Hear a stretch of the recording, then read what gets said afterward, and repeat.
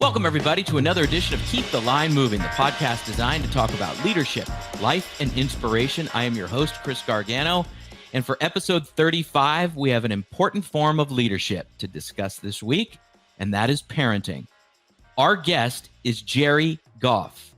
The name sounds familiar. Here's why. He's the father of Detroit Lions starting quarterback Jared Goff. Jerry Goff went to Cal and became a Major League Baseball catcher, playing for the Expos, Pirates, and Astros. Jared Goff also went to Cal. As you know, he was a quarterback, taken first overall by the Rams in 2016, took them to a Super Bowl, was then traded to the Lions, and is now ready to take on the defending world champion Kansas City Chiefs to start the 2023 season. We talk about all of this and more. This discussion is about parenting and how to be there for your child all the way through their journey. I'm glad you're with us. Can't wait to get started. Let's go. Jerry Goff on Keep the Line Moving. Let's start with you. Obviously, you have a very talented family, but let's start with you. How did you become a Major League Baseball player? Tell us about what it was in your childhood and your hard work that got you to the major leagues. Well, you kind of just alluded to it. For me, it was hard work all the way around. I wasn't the top draft pick. I mean, I got up there a little bit. I was like the 63rd player pick, which was pretty good, I guess, if you look at at all the people in the country. But at the same time, I didn't think my talent alone was going to get me there. I had to work hard, and it was something I was really passionate about. And I think for anybody to get to that level in whatever sport you're in, unless you're in that, rare 1%ers, it's kind of the right place, the right time. Somebody's got to like you a little bit, and then obviously you got to perform. But it's just putting in the work is what got me to where I was. So a lot of times I talk to athletes and folks that have had a lot of success, and they say, okay, there was the work, right? Meaning what everyone else was doing, the batting practice, or taking ground balls, or, you were a catcher. So, trying to work on pass balls or getting in front of it and all of that. But what they say is they would do that work plus some. What was your plus some? Was it more in the cage? Was it defensively? How did you become that elite athlete, at San Rafael and then later at Cal? I think it's all the above. Just for me personally, I wasn't a catcher in college. I was a third baseman. When I got drafted by the Seattle Mariners in 1986, they said you're going to be a catcher, and that's what you're going to do. And I caught in Little League, and that was about it. So I had to go learn the position, on the fly, and single A all the way up, which was challenging. It was for me. I'm 6'3". I'm a bigger guy. And just learning that craft, and then also, I got to be able to hit as well. So I spent a lot of time catching, trying to learn the position, and I think it kind of made my offense a little bit lesser than it should have been. That was kind of what I did best in college, was hit. But it's okay, because I enjoy putting the work in, and I feel like the position that I was lucky enough to play is the best position on the field. So let's look at this. So you're at Cal, you're a third baseman, you're hitting home runs, you're doing really well.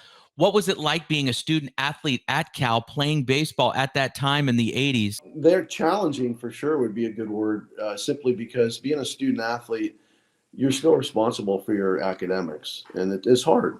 They put a workload on you. They do help you. There are resources to help you, for sure. But to spend as much time as you need on the baseball field to be productive, and then also try to balance that with obviously your academics, and then you want to also have a social life too. So that was tricky. You had to be smart with your time, and time management, I think, is critical. And I passed it on to Jared when he got there, how tricky it can be to balance that, and how important it is to balance that. And then to boot, Chris, you got to throw. I played football 1 year too, so I was playing two sports. My last year there, I punted for the football team, and that made it even, obviously twice as tricky. So how much was all this knowledge now and important for you to pass down to your son as he was entering out of Marin Catholic in Northern California, Marin, obviously going into Cal, all the conversations you would have with him? Kind of the thing I spoke to him about is you got to be different than the rest of the guys. It's just, I hate to say it. I mean, even friends that didn't play sports that he became acquaintances with and good friends with, you can't do what they do every day if you want to be the best player you can, or go to the next level. You just can't. And that's kind of the sacrifice you got to make when you're a student athlete and you want to play after college. You just can't, every Thursday, Friday, Saturday night go crazy like some of these fellas do there. You just can't do it. You just got to be smart and enjoy your college experience, but there is a balancing act that can be tricky. That's great advice, if I may say. Did you live that when you were playing baseball mainly, and then the last year of football? Did you sacrifice? Because it is a sacrifice, right? You want to have fun with your buds. It's a finite time in your life. But did you live that when you were at Cal? It's so amazing. Jerry, let's just level set here for a second. It's absolutely amazing that you went to the University of California, Berkeley, played baseball and football, and became a Major League Baseball player. Then you have a son who goes to Cal also and becomes an NFL quarterback. That is a really cool story. And if I must say, but let's go back to the question. How were you at regulating your time with fun or distractions per se when you were a student athlete? I thought I did okay. I think I prioritized what was important to me. Not to say I didn't have a good time. I did. We went out and I was a college student. It was great.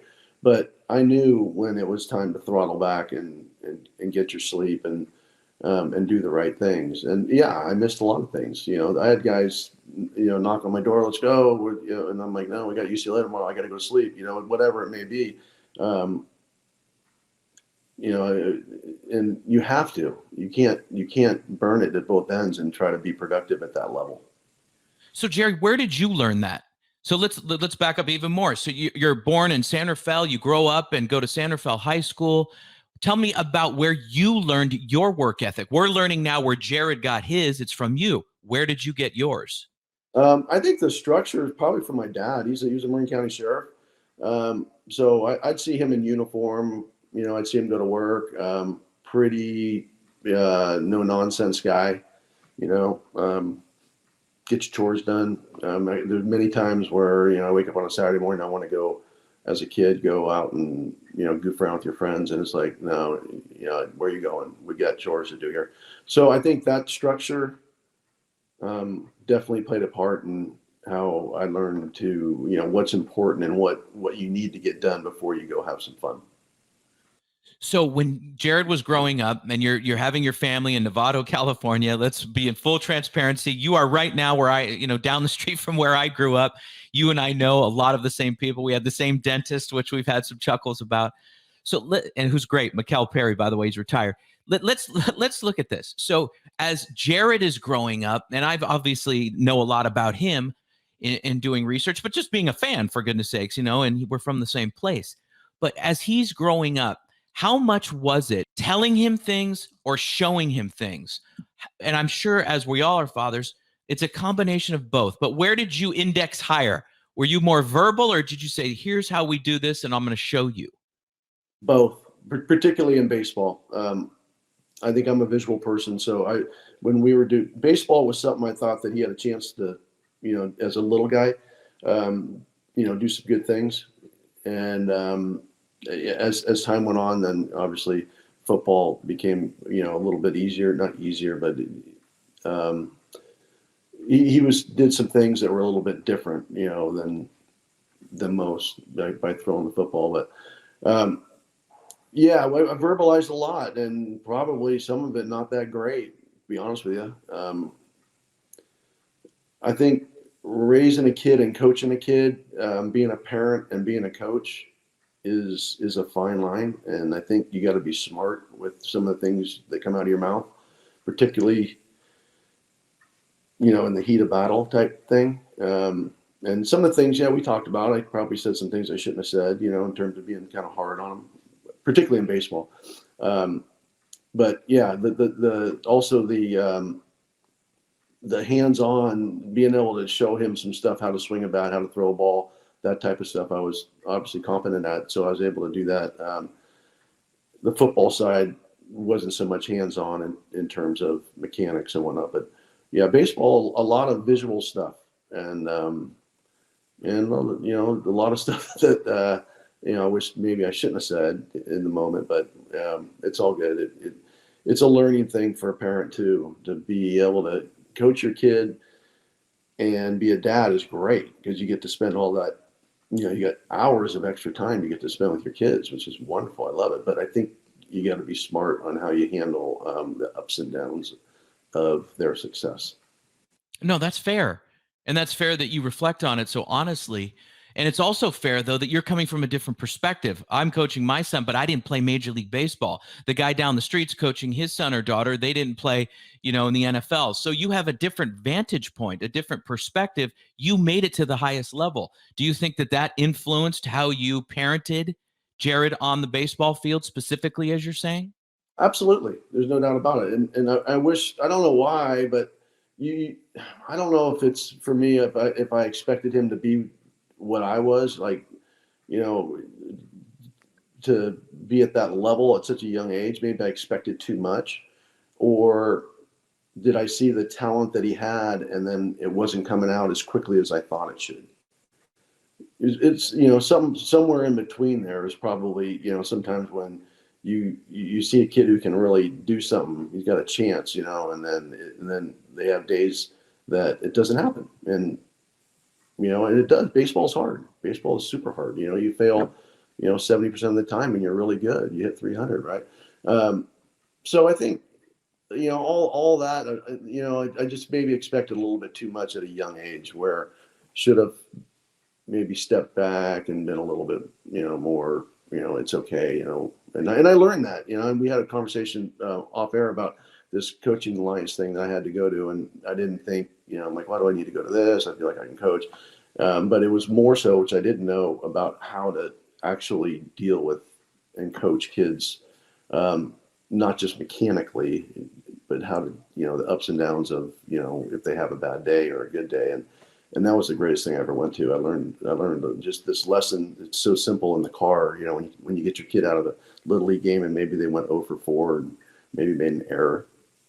Let them speak first, instead of going at them, like, oh, what are you doing? Why you drop that ball or whatnot?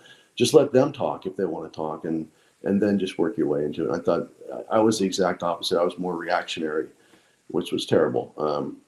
So that was a really good thing, and I learned a lot from it.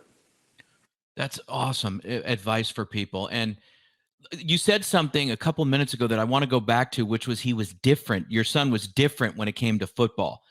And let's go back to that in a second. However, I want to drill down on something you're saying right now. So let me ask you this. When you were coached coming up, right? When you were at San Rafael High School and then Cal, and then you're in the minor leagues before you became a Major League Baseball player, who coached you well? When I say that to you, who comes to mind, and what did they do to make you feel like you could be better than maybe you were, or whatever the attribute that they had to make you get to the highest level, which you were a Major League Baseball player for 6 years? Who coached you well? Bob Milano, and let me just go back one more. Al Endress, and I don't want to be remiss. Keith Frazier was my high school baseball coach. He was great. X's and O's, looking back on it, maybe, not quite to the level of some, but then I went to a guy named Al Endress, who was kind of iconic in the Marin County area. And then the next step was Bob Milano at Cal. Was instrumental. I was with him for 3 years. And he was wonderful and definitely prepared me for the next level. And then, Chris, once you get to the next level, be honest with you, the coaching they're not so much coaching you up. You do tweak things, but it's a little bit different. You're kind of, I don't want to say on your own, but it is a sink or swim type thing once you start getting paid to play, and you're in the minor leagues and working through that. They do have instruction, guys that come out, and visit you. These catching instructors or hitting instructors will come in, but the head coach doesn't really, he doesn't have time to coach up all these players. You just don't, because you play every day. There's games every day. So there's really, you got some early work you can go get done. But for the most part, you're on your own. So you hope you get coached up before you get to that level, and have a pretty good idea of what it's going to take. So you put all this together, and now we go back to Jared, right? You put all this experience that you've had together, people that have influenced you positively, things that you've learned, the hard work that you've put in, and now you coach your son in baseball and football, and now you're starting to notice that Jared is starting to separate himself in the sport of football. What indications did he show you? What was he doing to make you come to that realization? And I'm not sure if he did along with you at the same time, but you were starting to say that he was different in football. What was showing you that? He had an innate ability to throw it. Really plain and simple. He wasn't always he's not a physically imposing guy. He is now that he's a man. He's 28 years old, and he's 6'4", 220. But back as a high schooler, he was a beanpole. I mean, he's skinny, but he was tall. He was 6'2", 6'3", probably in high school, but not a slight frame, and he was going to grow into it. You knew, but he just had this ability to spin the football and spin it accurately, and he did that even when he was little. Like in Pop Warner, they're 7, 8 years old. It's a run game. You can't really throw it and catch it, but they could do it a little bit. Believe it or not, he had some dudes, little guys that could run around, athletic, could catch. And from a young age, he could throw the football pretty good, their hands are so small and the ball's bigger, but he could still get it out there. And then in high school, it really became noticeable. It was different than most. And along with that, the ability to, see what's in front of him, defenses, and read that, and then he had some really good coaching as well. So that's where I noticed, early on, that he could throw a football and he could spin it, which is weird because a lot of kids will throw it and it's wobbly all over the place, right? But he could actually make it spin. So you'd be coming home from a high school football game and where Jared threw 5 touchdowns. So I bet those conversations were different than when he was littler in baseball. So how would those conversations go? I bet they were rewarding. They were. I didn't really, get involved. The football side, I didn't know enough about. I didn't want to get in the way, really. I just wanted to encourage him, and I think I had learned. I spoke about earlier about how to be a better, a better dad / coach. At this point, when he was doing his thing in high school, I was hands off in terms of any type of coaching. I did coach him in baseball in high school, but football he was past my pay grade there, and so I would just enjoy it and encourage him, and and then just wish him good luck and congratulate him if he had a good game, and say hang in there if you didn't. Just you'll be better. Well, this. He gives you credit every time he talks about something. Your family, right? He's very rooted in family, and I think that's awesome. And I could see why, having this wonderful conversation with you. So when Jared was looking at schools, Washington State, Boise State, Cal, and then you have some cool stories. How influential were you and your wife, having both gone to Cal? How did that come about that he chose the University of California? Yeah, he wasn't Jared wasn't recruited super heavily. I mean, you mentioned some of the schools that aren't, big time, universities in terms of football. They're great schools, but Boise State and Washington State and Fresno State, and then the funny story about Cal is we always wanted to go to the Pac-12 for sure. One day we did the whole circuit. We went from USC to UCLA to Stanford to Cal, and they all had their guys. We'd go there, and on the days that we were there, they'd be I don't know if they call them junior days, or I think that's what they called them back then, where you're a junior in high school, ready to be a senior, and then you go out and go to all these schools. They picked all these guys the day we were there, and then Jared didn't get picked, so we leave with nothing. And then the day he went to Cal, I was actually I was a fireman for 20 years after I got done playing baseball. So I was at work, and he went with his high school coach and my brother-in-law to Cal for that junior day. And then they called me, and they offered him a scholarship. Tedford brought him in and offered him a scholarship, and then there was really that was probably the school he really wanted to go to begin with, and then the rest is history. And that's a proud moment, obviously, for yourself. But then you look at this. So he's not heavily recruited. And then a few years later, after a stellar career at Cal, he gets drafted first overall by the Rams. Hmm. What was that day like for you and your wife and your whole family? Yeah, amazing. To say we didn't have an idea before the draft would probably be not telling the truth. You're not supposed to know, and they never told him. But the Rams traded up from 15-1.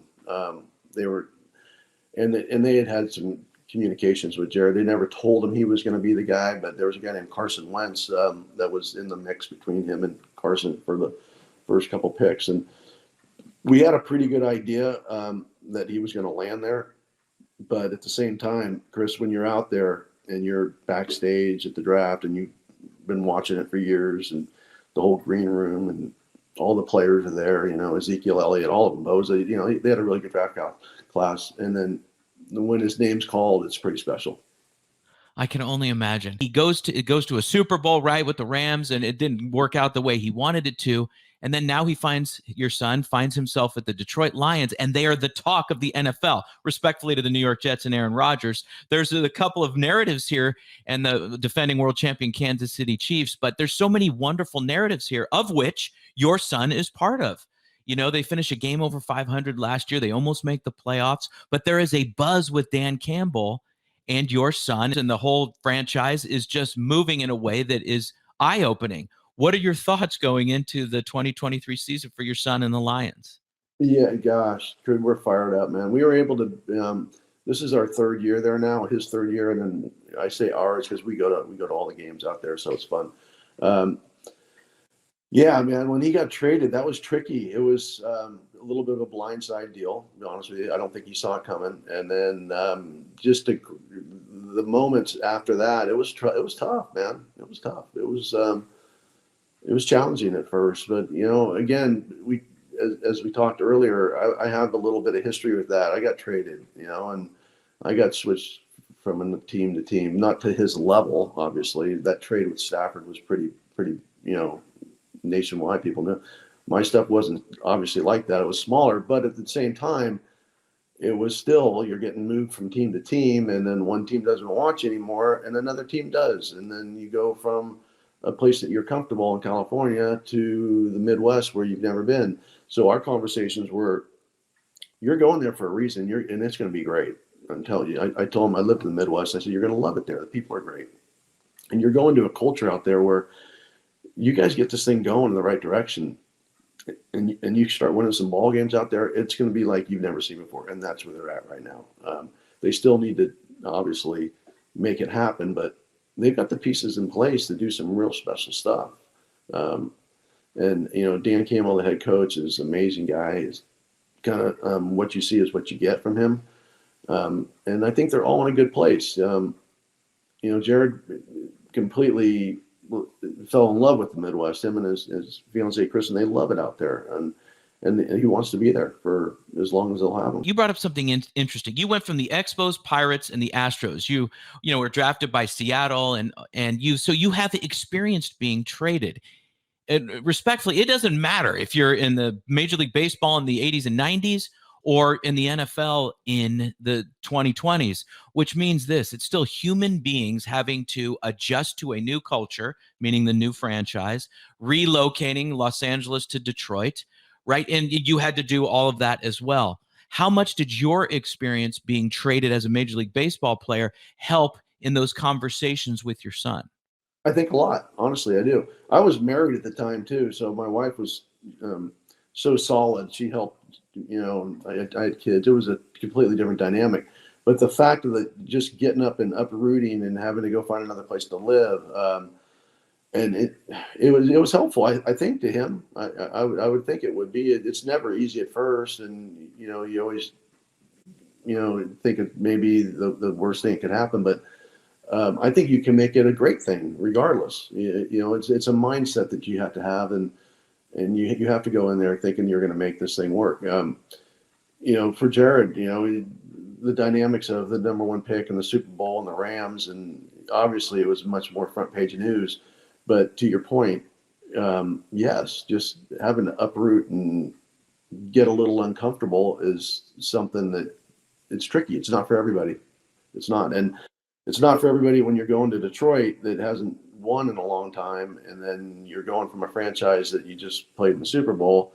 It was such a 180 from, glitz and glamour in LA. And then you go to a place called Detroit where people don't understand Detroit is amazing, amazing place.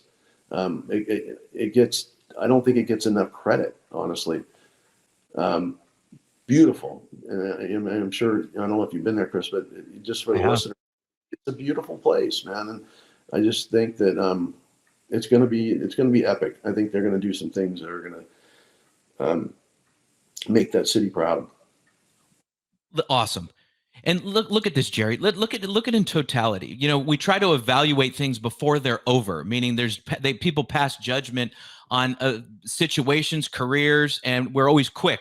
He's drafted number 1. He takes the Rams to the Super Bowl, right? He had Coach Fisher, Coach McVay. So there's an adjustment there. They go to the Super Bowl. They don't win. Gets traded. The Rams go on and win it. I get all that.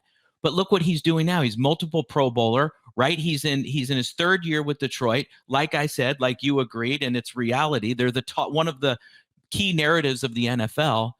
And it's not over yet. He could go on and play another 5, 7, 10 years. And the story hasn't been written yet. It's just so interesting. And do you have those conversations like, Jared, just be patient. Just be patient. Because you went through the same thing as a Major League Baseball player, being patient, finding your opportunity, getting your first hit 20 minutes from where you grew up at Candlestick Park, right? Expos, Giants, Rick Russell. But, right. Isn't that just the story, right? As parents, to tell our children to just be patient and just keep grinding, per se. I like what you just said. Grinding is the word at that level. It's so hard, man. And then the position that he's playing, just personally, it's hard. It's the hardest position in the world to play in any sport, period. But yeah, the grind is the grind, man. And we do have conversations about, his longevity in the league. He's got 8 in, and then I try to tell him, what do you got? You got another 8 in you? You get to 16? That'd be crazy. It's a lot. That's a long time. Can he do it? I think so. Does he want to do it? I think so. But I try to, we'll talk about training camp. He's like, oh man, we're beat. It's hard. And I'm like, yeah, it is hard. And we know that. Everybody knows how hard training camp is. But I said, you don't know how many he's got left. So, try to take every day that it could be your last. And, I know it's an old, saying that people take every day, do it because it may not be your last one. But I believe in that, particularly in a career that's going to have an expiration date on it, whenever that is. So I think we do have those conversations in terms of, treat every day like it's an honor, it's a blessing to be able to go out there and play. Don't take it so much like a job. It's great. You get to go out and play football for a living. And I know days are hard. I get it 100%. But if you can kind of keep that mindset, the best you can, it'll do you right. It will. Nothing's easy in this world, particularly, playing in the NFL. It's not easy. It's very hard.